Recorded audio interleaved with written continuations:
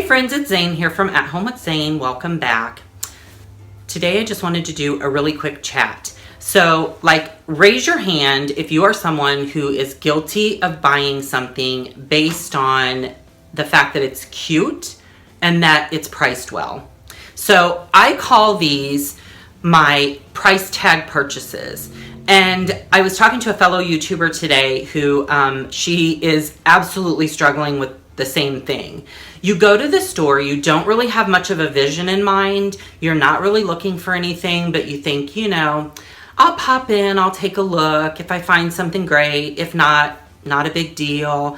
But then you go in and lo and behold, you stumble across a piece and you look at it and you think, that is really cute. And it's only $7.99. So, I might take that home with me. And then you put it in your cart and you drive right around the whole store, still kind of looking at other stuff, but now you have like this focal piece that you are wavering on, where you're like, I don't need this at all, but it's so cute and it's priced so well. Gosh, do I get it? Do I not get it? Then you hold on all the way up to the register. And then when you get to the register, that's your decision-making point. Do I take it or do I not? If you don't take it, now you're sad. If you do take it, now you're remorseful. That's me. So I am that person who will buy something and then instantly be like, oh my gosh, I am so excited about that. And then be like, oh God, why did I buy that? It's like at the flip of a light switch, you go from being like, oh my God, perfect, to, oh Lord, what did I do?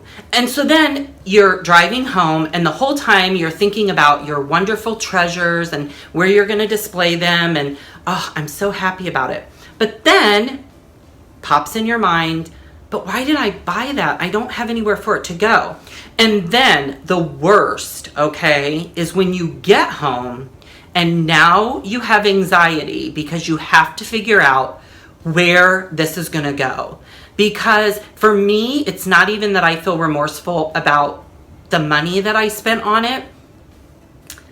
I feel remorseful that it doesn't have a home. I feel remorseful that I just brought an item off of the shelf into my house to die.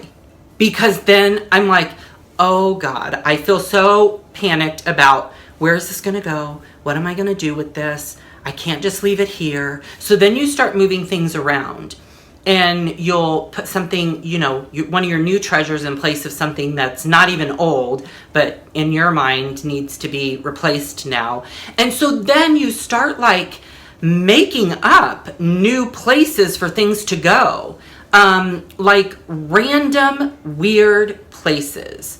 For instance, our main bathroom toilet has the button on the top. So the top of our toilet isn't somewhere where you ever display anything.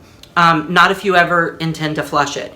So I have actually thought before, ooh, I could put that on the back of the bathroom toilet. And then I think, no, you can't. But then I buy it anyway. And I think, oh, that would be really cute, on the back of the toilet in our master bathroom.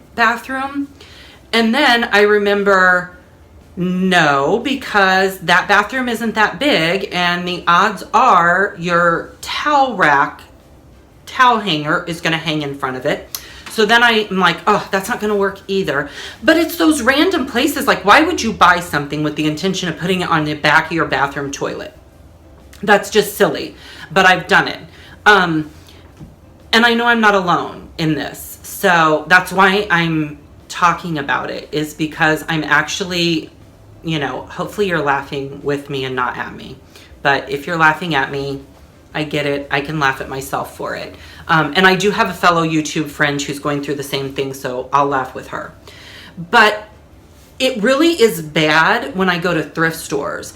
And for all of my thrifting friends out there, you know what I am talking about. First off, thrift store, life or death. you know that that item, you may not ever find that again. So if you run across that treasure, it's going in your cart.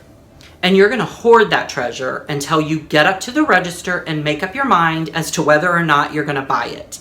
And recently, when I was thrifting at Savers, it was actually the wooden bookshelf or wooden shelf and the glass bottles. So I had found both of them separately in different aisles, and I put them in my cart. But when I put them in the cart, I displayed them. I wanted to make sure the bottles were going to fit. So as I'm going around, people are eyeing it. They're like, wow, like looking at my cart. And I think most people thought like it came that way.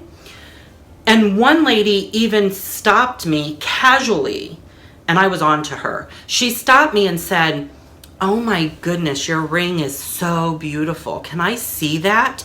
But she was really like interested in my bottles and my wooden shelf, because she kept looking at it, and then like she'd ask me about my ring, and then she'd look at it again. And I know she was waiting for me to put that down. So thrifting friends, you all know where I'm coming from. Guess what?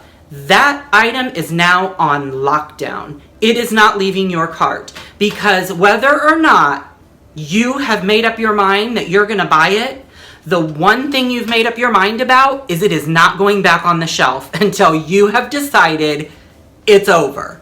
So I have this item in my cart, and I'm wheeling around with it because I really was going to buy it. And as you saw, I did. So, but then I had about like 7 or 8 other items in the cart too, which a few of them I did end up putting back. But I had people eyeballing my cart the whole time. And every time I turned around, like there were these certain 3 ladies that were like right on my heels. And I realized that not only at that point was it because they were waiting to see if I put any of my treasures back, they were following me to see what else I might come across that looked good that I would put down. Because I actually had picked up an item, and I looked at it and I put it in the cart, and then I thought, no, don't do it. So I put it on the shelf. A lady reached right around me and grabbed it. And so I have that part of it figured out. If you are a skilled shopper, you begin to learn that body language, and it's like, I'm watching you, and they're watching you, and it's a whole jungle out there in the thrift stores. And it's because that's where you find the most exquisite, rare pieces. But anyway, I just wanted to share this because it's kind of a chat video, which I don't do those very often. But, you know, when you come up with something that you can kind of laugh at yourself about and share it and people can relate. You know, I watch a lot of chat vlogs and things like that. And I always think it's kind of funny when someone brings something up and I think, oh God, that's me. Because if you are a home decor addict, or you have any interest in it at all, you are guilty. We are all guilty of doing it. Now, I will say this, as of right now, I don't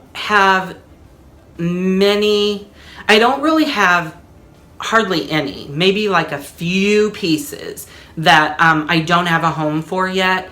But so I have gotten better. I have to restrain myself, you know, from buying things and then having the like shameful drive home of, oh gosh, I just bought this and I don't need it.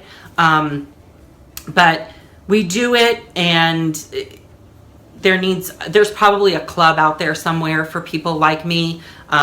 I just haven't found it yet, but maybe I need to form one. So anyway, have a great weekend. I just wanted to share this with all of you. Thank you so much for watching. Subscribe to my YouTube channel. Leave your comments below. Visit my website, www.AtHomeWithZane.com. We'll look for you the next time. And remember, it's your home. Create a space you'll truly love.